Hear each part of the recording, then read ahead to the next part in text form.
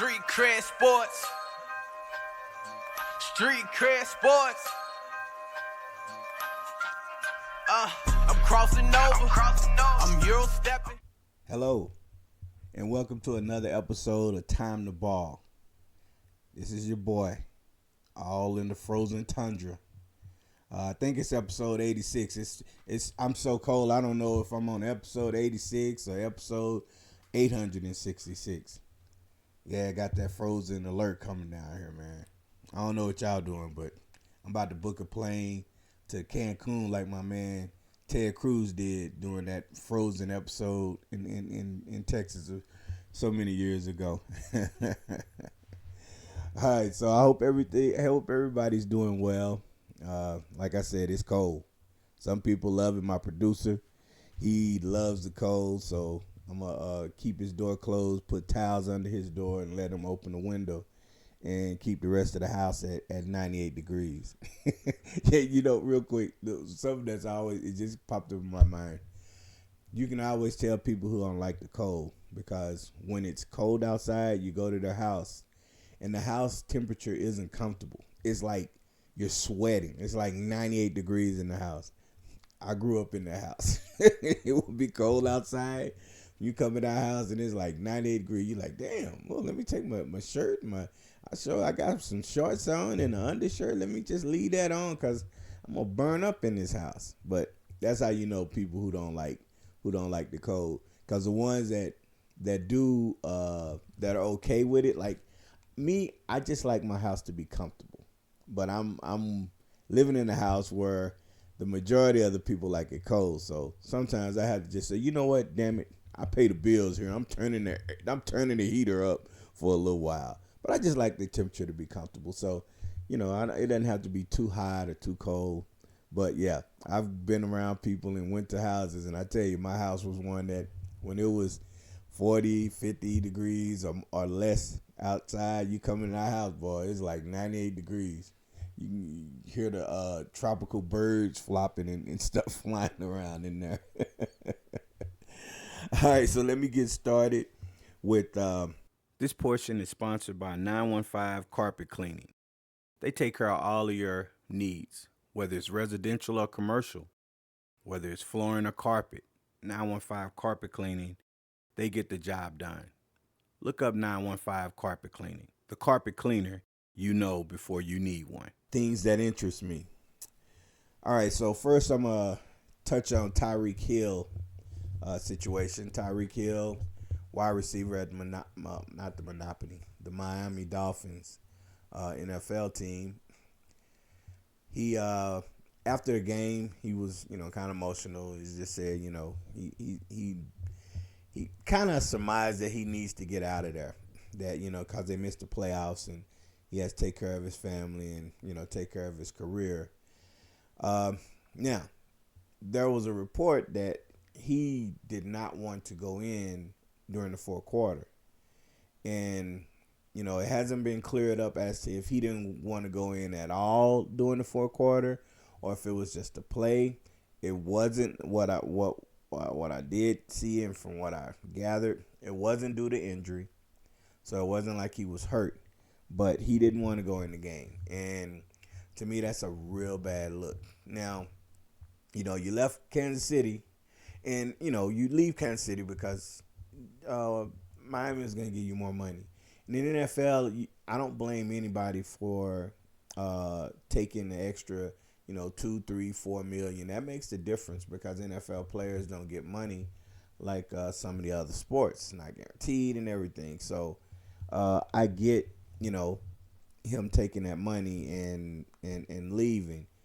But, he gets there and it's like, this is going to be the same situation. And I feel like he was just trying to make the best of it, give his quarterback some confidence. And his quarterback, too, is not bad. It's just it's not the ideal. He's not Patrick Mahomes, obviously. But in any case, they've looked promising, but it hadn't been consistent and it hadn't panned out. So, he said he's looking to go, then he turns around and later on he's talking with the GM and there's no plans for him to ask for a trade.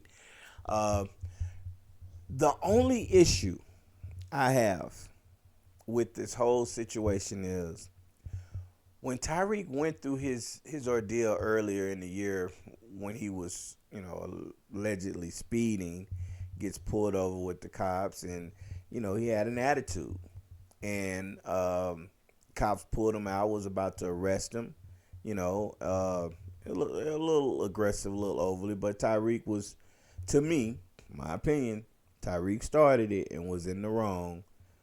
He had share responsibility. I'll put it like that. He had share responsibility. I'm not, because if I say he was in the wrong, I don't want people thinking that I'm taking up for the cops. Like, oh, it's cops. No, there's share responsibility in that whole ordeal.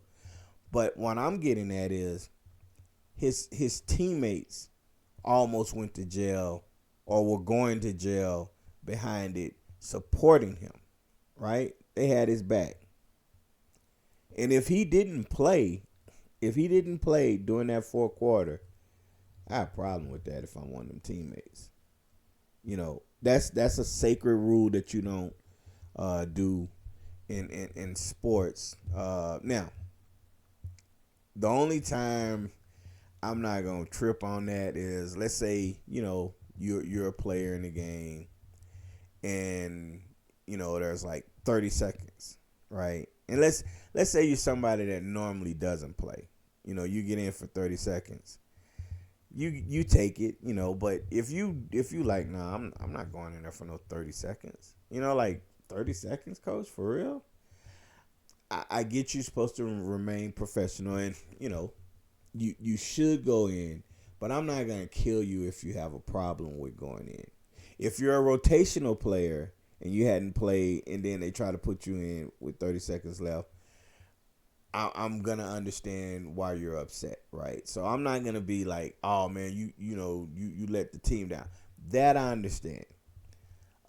This stuff with Tyreek and the other player for San Francisco, yeah, that's a little different. So I get he was frustrated. I want to say, and I don't know, I want to say it felt like to me he saw that their season was over, and he kind of checked out, right? And it's hard. I know you're supposed to play through it, and people say, hey, nah, man, you getting paid to play. I'm kind of that person as well, but like I can get the fact that oh man, that game's over. We're not gonna go to the playoffs, and it starts to hit you internally throughout the game, and you make a rash decision. So I'm trying to sit him down as some teammates and say, hey, look, man, I get it, but we didn't keep driving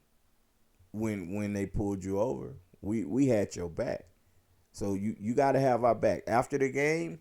Yeah, man, let's get on it. Let's look at what it is. So that was very interesting.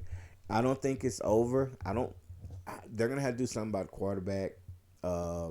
Because as much as I like Tua, he's injury prone, and that's the most important position of that. So unless they can really ramp up that line to keep him from getting hit, they're gonna continue to have these issues. Because when he's there, they're really, really good. Other than when they have to play in any games where the temperature is below 80, I think it's below 70 degrees. That they struggle. So, you get an outdoor team in Miami in the playoffs. Unless you have home field advantage throughout, you're going to be going to some place that's cold. And they haven't been able to, win one of those games yet. So that's all I have on that. Okay. All right. So next thing I want to talk about is the JJ Redick and Chuck. I'm loving it. I am loving it. I'm kind of loving it because, I've liked I like JJ. When I would listen to his podcast, when I was listening to him, it was funny because you hear him cursing and talking shit, and you're like, like that don't really fit you, your persona. But it was kind of refreshing to hear him talking, and cursing, and everything. But and this is me. I feel like he's kind of become arrogant. because his podcast blew up, and even when he towards the end, before bigger things happened, his podcast didn't seem like it was at the beginning. Like, you go and listen to my podcast from episode 1 to now, I still sound the same. Now, I think I still got the same person that view my podcast. It's not like I got 500 million people listening to it. No, I'm just playing. But it's not like I've changed, and I personally can't see myself changing. But he started to be. He got another podcast with LeBron, which I thought was a good idea.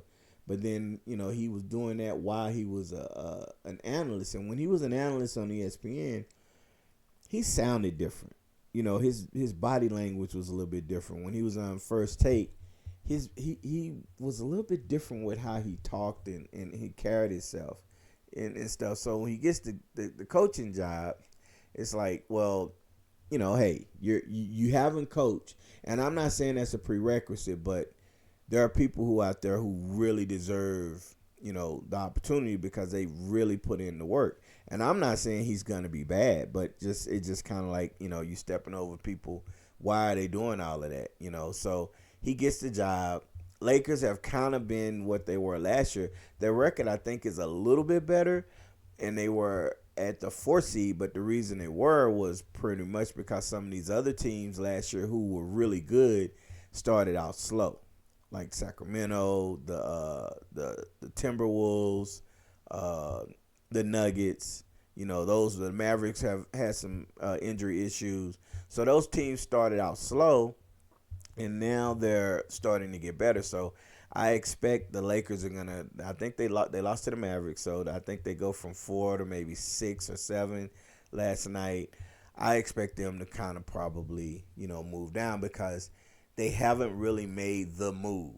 Some things that they need to. But long story into that is, Charles said, Chuck them and Chuck, and when I say Chuck, I'm talking about Charles Barkley, the Inside the NBA. All of them, you hear it on all the radio shows. A lot of people are upset with the trend of all of these 3-pointers. Now, this is an analytical thing where people are, there are analytics that say, hey, you shoot this many threes, you're probably going to win the game as long as you hit this certain percent, right? So strategically, analytically, that's what they're pushing. So teams are shooting a ton of 3-pointers now, right? Now, my problem with it is I don't mind if you're going to have an uptick of 3-point field goals. I just don't need guys that shouldn't be shooting threes. I get it because the way they're spreading it, the way the defense are playing, these guys are actually the ones shooting. But they don't really have to be the ones shooting all the time. You can drive to the basket, draw the defense, and maybe kick it to one of the people that they don't want shooting that 3, right? But in any case, that's what it is. So a lot of people have said the product is a little bit, watered down. And I think it's because, there's other factors going on with it. Not enough American-born players that are really, really ascending. The European players are out there. There's not enough household names as it used to be because they tend to want to promote certain people. And if they promote a certain player and that player is not as marketable, charismatic, then you have issues. So, and then, it's going up against football right now. So football don't have a long season, so everybody's locked into every single game. NBA is 82 games, so it picks up. So it's a lot of little stuff. So when Chuck and them say that they need to fix it because it's a problem and stuff, JJ says he made a statement that it's mainstream media's fault. It's Chuck and them's fault because they're telling everybody the product's bad. So if they're telling everybody the product's bad, why are people going to listen? Now, I don't really know if that's, if he was like, it's Chuck's fault, or if he was just throwing that out there kind of, casually, kind of playfully, but how he said it. But the way it goes back to his demeanor now.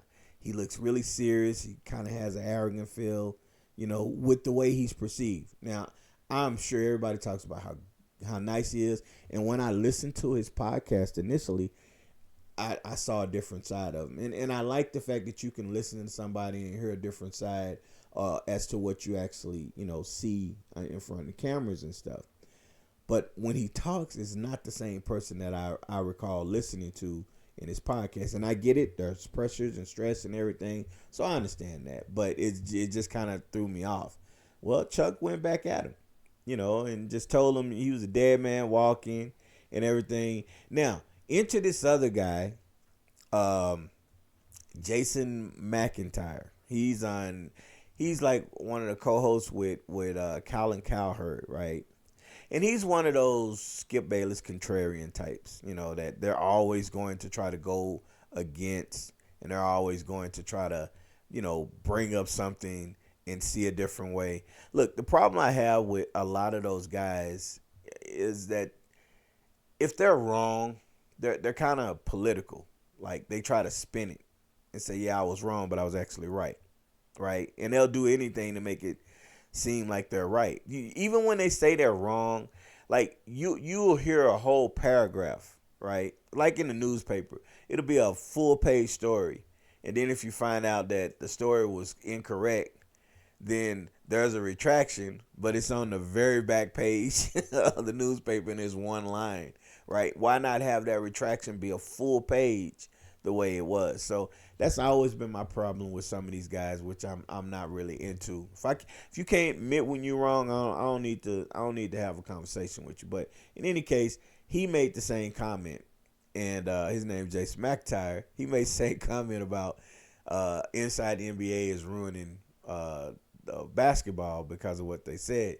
So when Charles Barkley was going off on and he doesn't even actually needed to be talking about it. They were actually talking about the Milwaukee and somebody else game.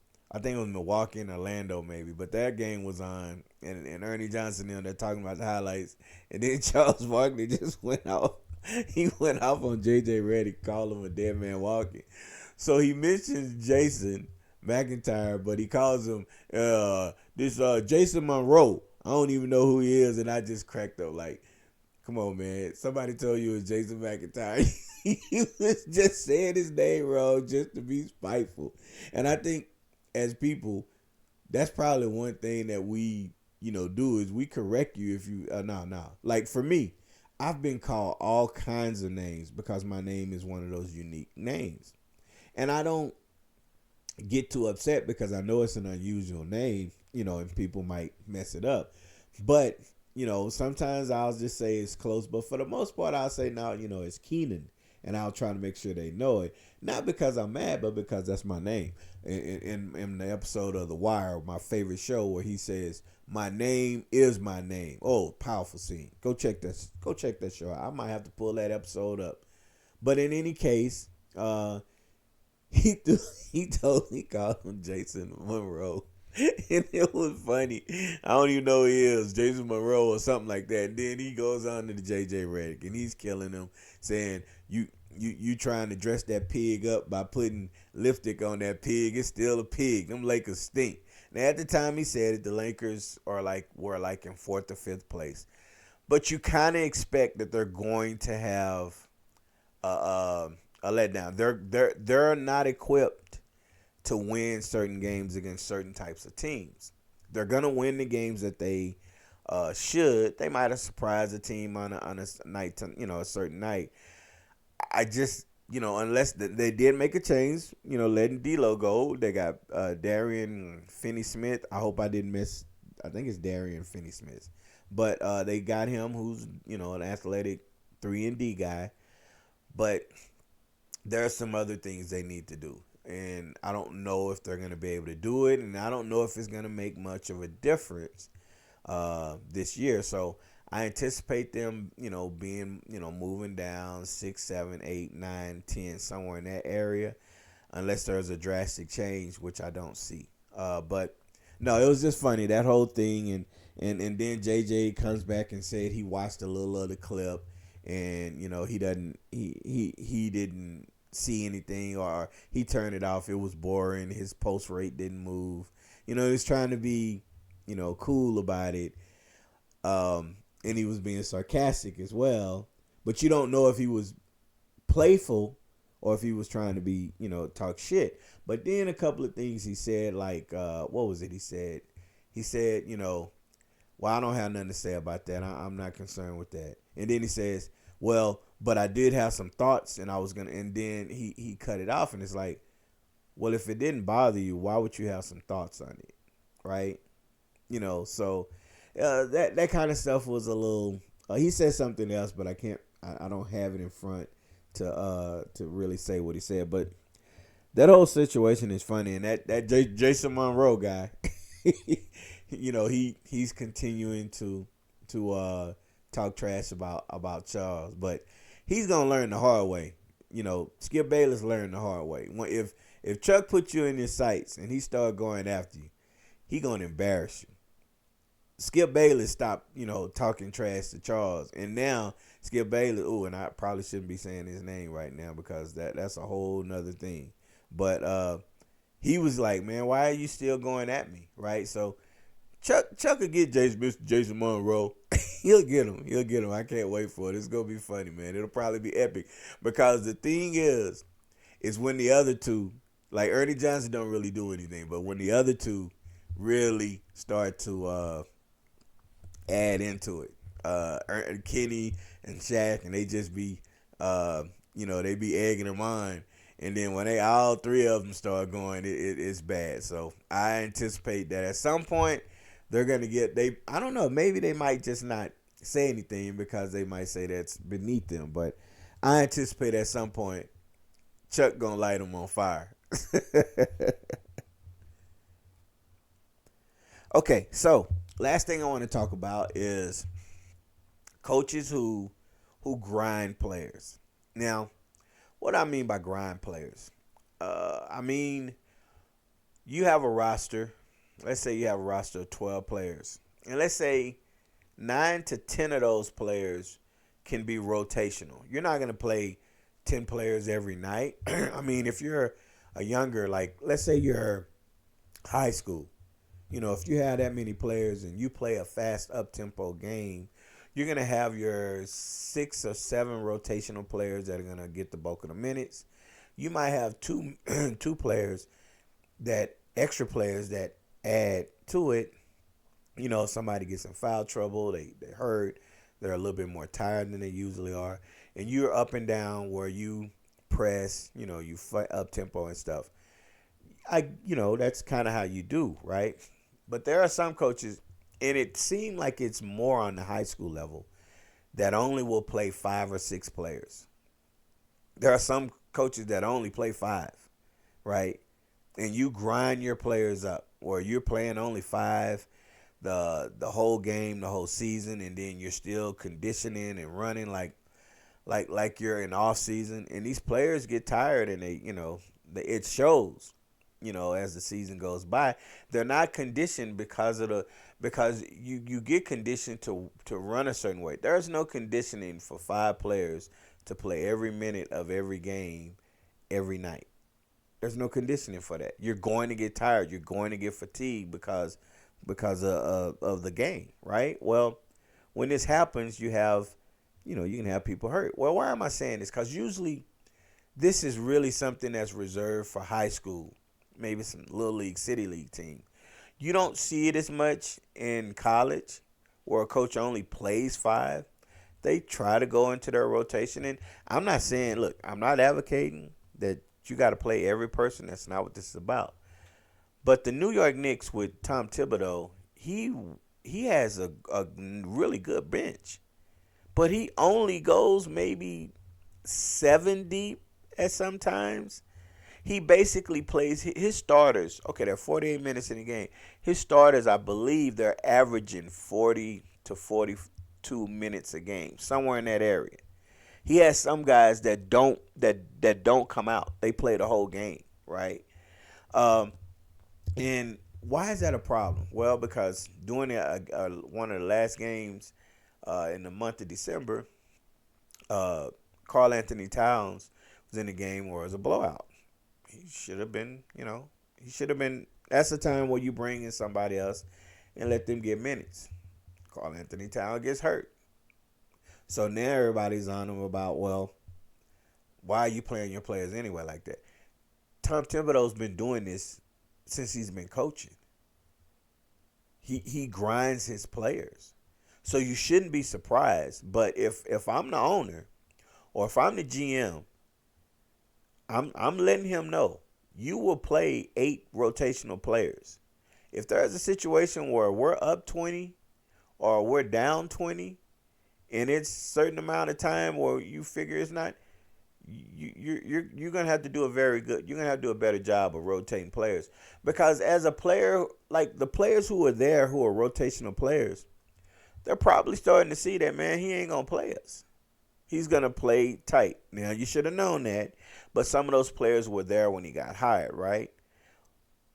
So if you're there and that's what you know, then it should be a situation where you're like, look, dawg, I gotta go. As soon as my contract's up, or if you want to trade me, but trade me somewhere because I'm not going to be able to get any minutes at all, right? And then to me, this is just to me, what tends to happen is you end up with having people who don't want to come there because they know, like, unless they're in that 5 or 6, they're not going to hit the floor. So to me, only to me, this is my opinion, it's an issue. And the GM should be addressing it because the coach ain't going to listen to the players unless the star player comes out on them and makes a comment. You're not going to have any issues. He's going to keep doing it. You got to be called out. Maybe that owner needs to come down and tell him, hey, I'm paying money for this bench. I know where we at. I know you want to play these. You can, tighten up. But these minutes are going to have to drop down because you could see last year in the playoffs, those guys were tired, and then they had injuries, and guys were fouling out. So now you're putting guys in there that you don't play, that ain't got a feel and ain't, gotten the repetitions that they need, and now they're not able to help the team. You got to play your bench. I'm not saying you got to play everybody because some of those guys know I'm not going to get major minutes. I'm just kind of on the team, right? And yeah, you want to play, but you got to trust your bench. So I'm really one of those things where I'm kind of like, it's something that you can't do because let it happen to where Karl Anthony Towns misses a significant portion of the season. Let a couple other players have that happen. It happened to Julius Randle last year. He missed most of the season because of injury. He was playing when he shouldn't have been in the game at that point. But let it continue happening. You're going to start to see people get upset, and Tibbs grinds the team for a while, and then they get sick of him, and then they leave. Somebody else sees him and says, hey, I want to get him in there, and then you're going to have the same thing going on after a certain time. But I'm hoping because I think they have a really good chance of going deep. They match up well with a lot of teams.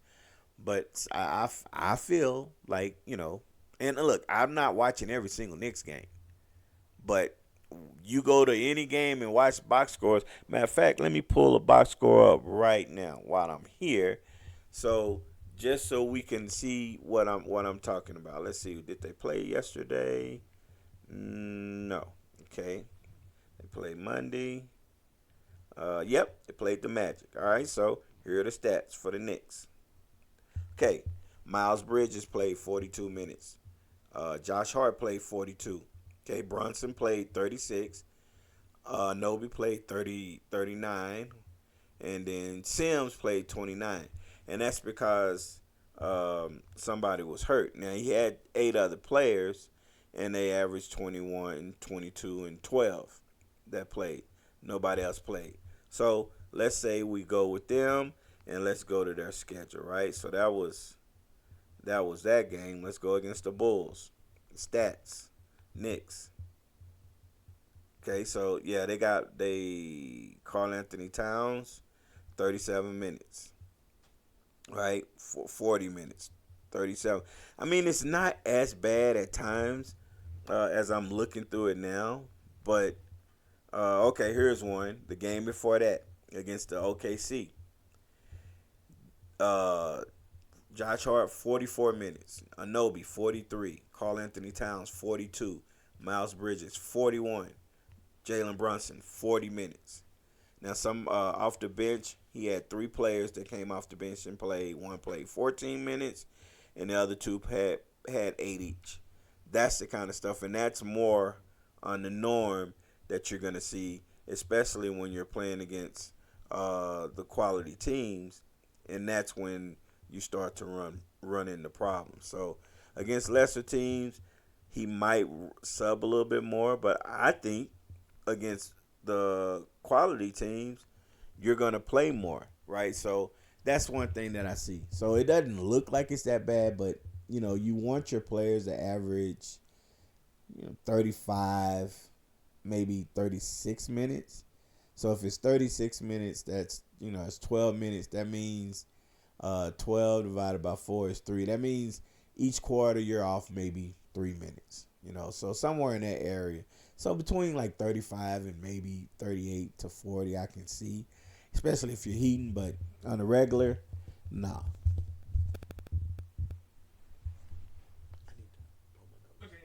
Just leave it. All right, so let me get to my basketball ideology.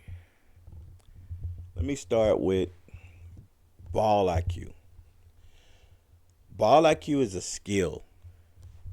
You don't really understand it, but it's a skill. It's a mental skill that you need when you play.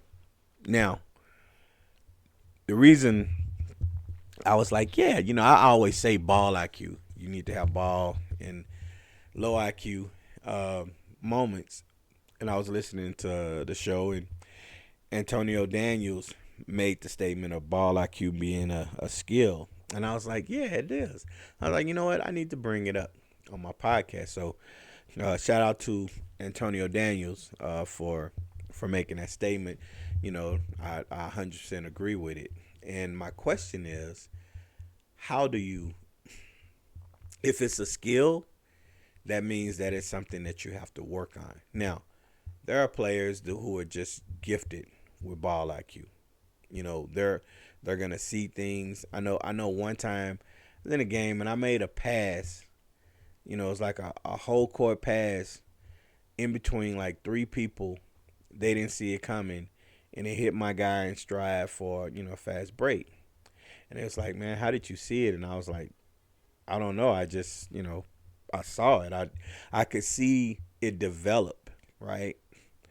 So, those kinds of things. There are some players that are just gifted with the IQ, and that's a skill. And then there are others that you have to build on that skill. There are different things that you can do. You can with the tennis ball, working at the hand-eye coordination, certain drills and stuff, preparing your mind, working on your peripheral, trying to slow things down so you can see it. Now, this isn't a plug for my, VREP or my mastermind training, but those are tools that I've invested in as of late that really take care of that. And I think it's something that a lot of players, not just that, but players will have to start learning that, because you start to see players who make tons of mistakes. And again, no matter how talented you are, you're gonna make a mistake at some point. That's just you may be worrying about A, B, C, and D, and now you're looking at E, and you forget about A, and A's what the mistake was made, right? Those things are happening. So, I get that, and I know it's not going to be, what would you say, one of those things that it's just, how do I say it? There's one of those things that it's always going to happen. You can lessen your ball IQ mistakes by sharpening your mental skills for sports. So there are a lot of different practices.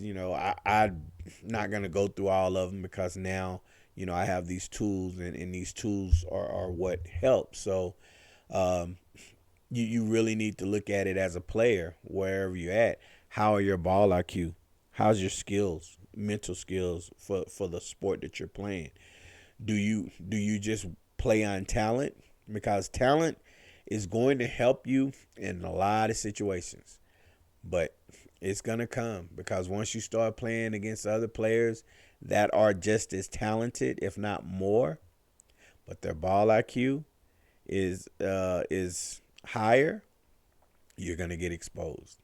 So you want to have those skills sharpened to be able to perform at a high level when you're needed, and not be the person who fouls somebody when they shouldn't have been, helping, or the person running the touchdown that throws the ball out. I don't even know if that's a mental skill. That's just I don't know. I gotta maybe try to figure out what you call that. All right. Next thing I want to get in is, as a trainer, sometimes, I'm doing a training with a player, and I'm working on a skill, and I'm trying to get the skill and trying to get the player to do the skill the way I'm showing them, and I do understand that sometimes, and the players will tell me, like, I can't do that the way you do. Like, I mean, that's like I can never do that like you way you do it. And I always tell them, like, look, I don't need you to do it the way I do it. I understand that, I get it, but I need it to look a certain way to know that you're grasping what I'm trying to show you. And then you'll have players that in the midst of that, they decide they're just going to do it the way they want to do it, and I have to be okay with that. Like, there's a point as a trainer where I have to decide, like, am I going to grind this message into this kid, realizing that this kid is gonna be resistant in a way? No, I'm not gonna do that. I'm gonna make sure the kid, has a general idea, and they're getting it in a sense that, okay, it's coming to them, but they're not. They're understanding it. They can accomplish it. It might not look exactly like I want it to look, but I'll be okay with it if I know they're trying. But sometimes some players will, they'll pick and choose what they do, and it can be frustrating. But overall, what I always turn to is experience. My experience has been that the time is going to come when they realize what I was telling them, and that's when I have to realize they make the change. So, again, example, there was one kid that used to not want to jump on their jump shot, and I was like, you got to jump on your jump shot. Yeah, but I keep making them, coach. So yeah, but what you got to understand is that you're going to start playing against better talented players, and longer, taller, and they're going to block your jump shot. Players, she just kind of looked at me like, yeah, okay, coach. Like, yeah, I'm going to listen, but I'm going to do it the way I want. They went out of town, played in the tournament, come back, like, how did it go? How many shots you get up and stuff? Oh, I only shot like 10 or 12 times. Only 10 or 12 times? Yeah. Like 8 or 9 of them got blocked, and the other 2 I rushed because I was scared it was going to get blocked, and and I shot crazy. Oh, okay. Yeah, you're right, coach. I need to jump. So, I mean, I didn't like, yeah, see what I told you? I just kind of chuckled because it's like, what I often ask the players is, you guys really think I'm trying to show you stuff that doesn't work? I'm trying to make the game easier for you, to make it to where it's not as hard. But I get it. It's like experience. Sometimes you gotta let them do what they're gonna do, and then when they realize that shit's not working, is you having problems with it, then that's when they come and let you, hey, look, I see what you're saying now, and that's kind of when you can really mold them. And I have players like that. I'm just waiting. I'm good. I'm waiting. It's gonna come a time where they're gonna be like, yeah, okay, I see what you're saying with my footwork. I'm having trouble getting that shot up. Okay, then now you'll be more ready to work on it. And it's look, it's not like it's a lot of kids, because if that was happening, then I would have to really look at what my approach is and say, why are 70% of my kids, my players, starting to be, standoffish with what I'm telling them. But I know it's not. Sometimes you have players. Sometimes you have, you know, I don't want to say attitudes, but it's like, nah, this is the way I'm gonna do it. You know, and I get that, and I've had a few here and there, so I know I'm gonna have that, but I have to be, when I say happy, I don't mean excited. I just have to be okay. I guess okay and content is the word I use, especially if I explain it to them and let them know, uh, look, hey, this is, the way you need to do it. Some things I'm going to be okay with if it works for you, but foundationally, there are some things that, you have to be able to do to be successful. And, if they don't buy into it, they don't buy into it. But the game will take care of that. That's one thing I know.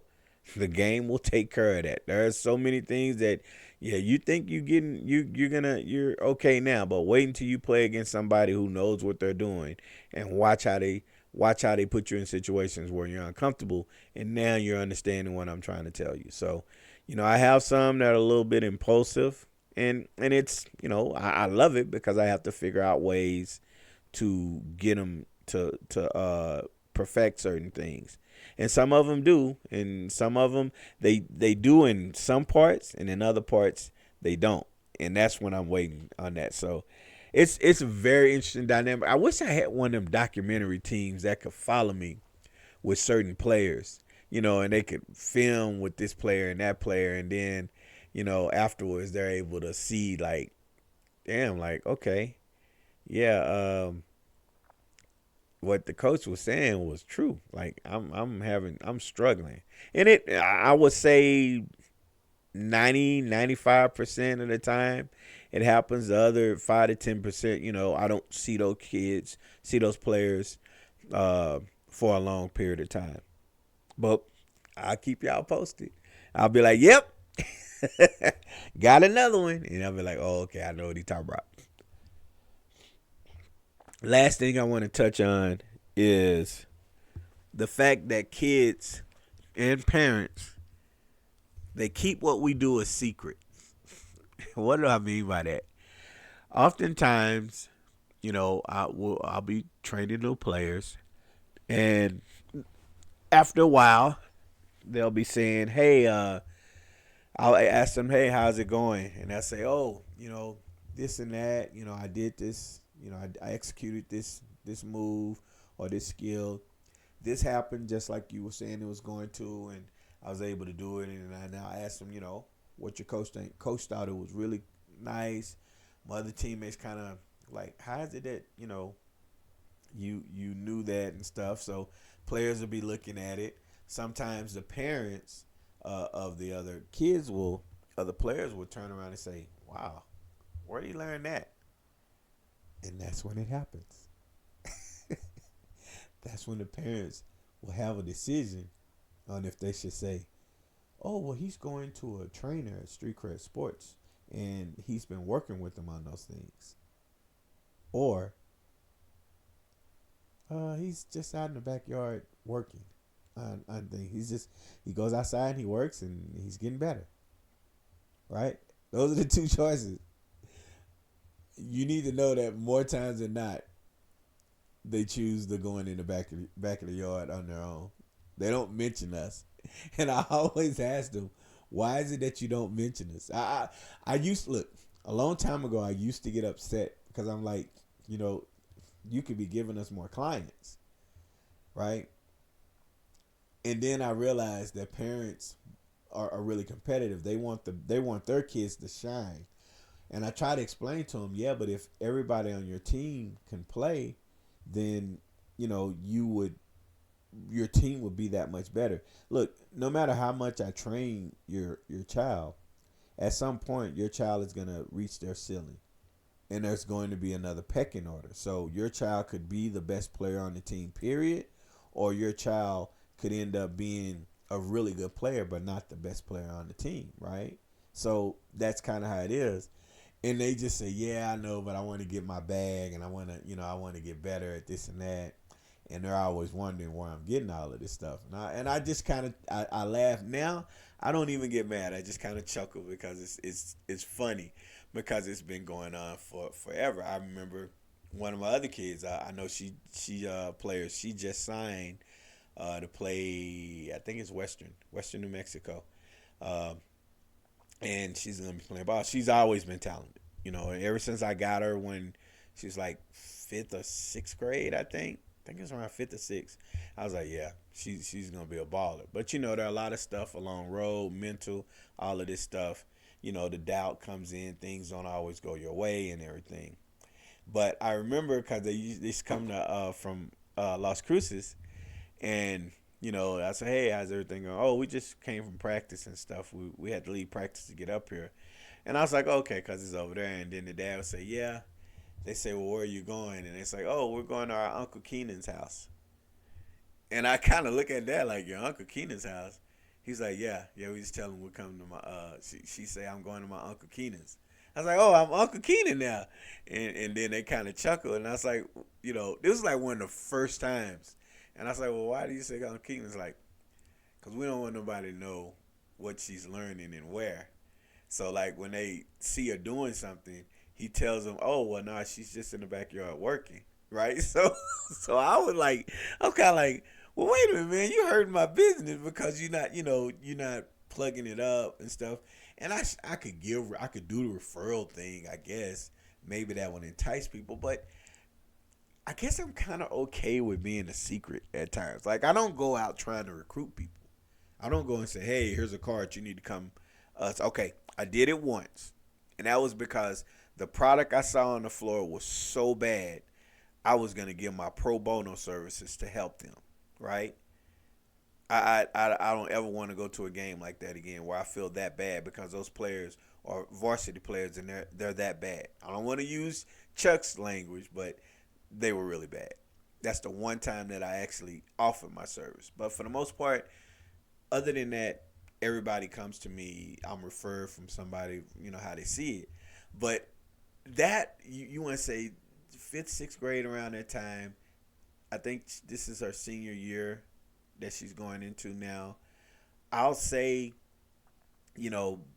that's what, 10, 12 years? Something like that. 10, 12? Because we were at the other place. So, no, not 10, 12 years.